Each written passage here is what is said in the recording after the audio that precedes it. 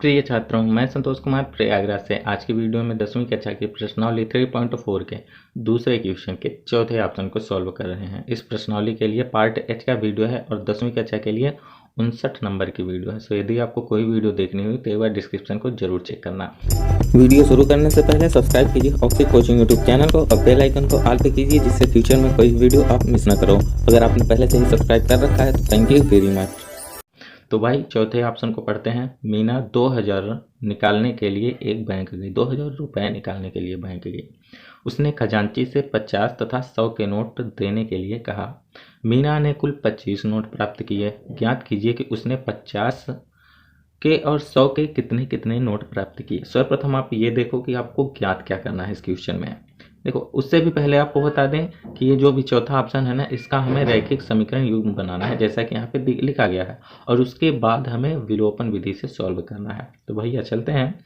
तो आप ये देखो कि आपको ज्ञात क्या करना है। ज्ञात करना है भैया कि 50 के कितने नोट हैं और 100 के कितने नोट हैं। बाकी वो बैंक में गई ही थी 2000 रुपये निकालने के लिए, तो हमें यही ज्ञात करना है, और जो चीज़ ज्ञात करना है उसी को हम मान लेते हैं। तो शुरुआत करते हैं इस क्वेश्चन का हल और लिखते हैं माना हमें 50 के नोट ज्ञात करना है, तो हम इसे मान लेते हैं 50 के नोटों की संख्या।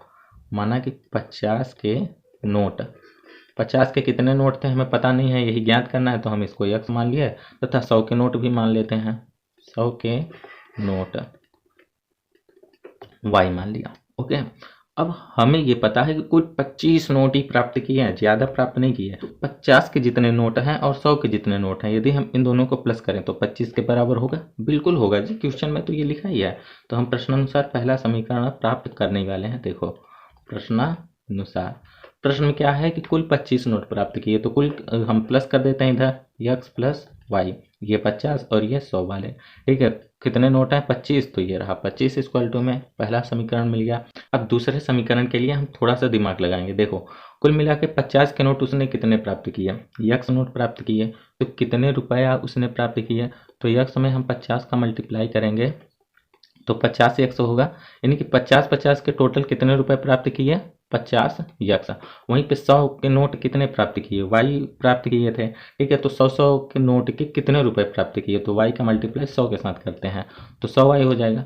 कुल मिला के 50 x 50 के नोट प्राप्त किए और 100y ये 100 रुपए के नोट के प्राप्त किए। तो इन दोनों को यदि हम प्लस कर दें तो वो 2000 के बराबर होगा। बिल्कुल होना चाहिए जी। तो हम लिखते हैं तथा 50x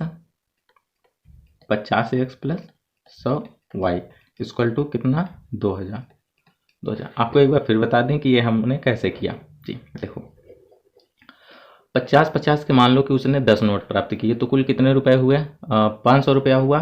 तो इसी तरीके से 50 के नोट x प्राप्त हुए थे, तो टोटल कितने रुपए होंगे 50 के, तो इसके लिए हम x का मल्टीप्लाई 50 के साथ करेंगे 50 x। इसी तरीके से 100 रुपए के जो y नोट प्राप्त किए हैं, तो 100 रुपए के कितने रुपए हुए, यानी 100 के नोट के कितने रुपए हुए, तो y का मल्टीप्लाई 100 के साथ करेंगे तो 100y इक्वल टू टोटल 2000 उसको निकालना था, तो 2000 ये हुआ।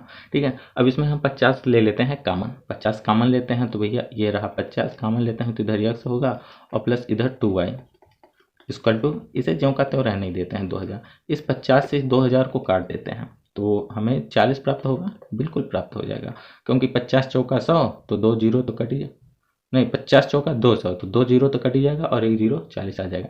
यानी कि हमें समीकरण मिला x plus 2y equal to 40। ठीक है, इसे हम मान लेते हैं दूसरा समीकरण। अब इन दोनों समीकरण को हमें विलोपन विधि से सॉल्व करना है। इसके लिए दोनों समीकरण के किसी एक सेट का गुणांक समान होना चाहिए। तो x को देखो तो इसका गुणांक 1 है और दूसरे समीकरण में भी x का गुणांक 1 ही है। अब चिन्ह समान है तो इसके लिए हम पहले समीकरण में दूसरे को घटा देंगे।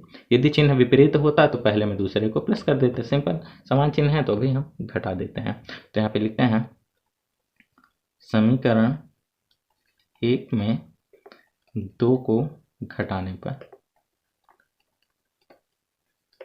पर समीकरण 1 दिखाई दे रहा है x plus Y equal to 25, x plus Y equal to 25। समीकरण 2 इधर है x plus 2y equal to 40।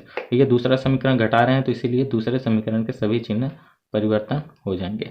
तो आगे भी इसे सॉल्व करें तो एक्स एक्स तो देखो भैया कट जाएगा और -2y में y घटेगा तो -y इधर बचेगा। अब इधर -40 है, अब -40 में 25 घटा दो तो -15 बचेगा, यही बचेगा। तो y का मान आपको +15 प्राप्त हुआ। तो आपने y का मान प्राप्त कर लिया। अब इस y के मान को किसी भी समीकरण में रख दो, x का मान प्राप्त हो जाएगा। तो समीकरण 1 में ही रखते हैं, ठीक है। तो यहाँ पे लिखते हैं सीधा समीकरण 1 लिख लेते हैं। क्या लिखें कि y का मान समीकरण 1 में रखने पर सीधा लिखते हैं समीकरण 1 से।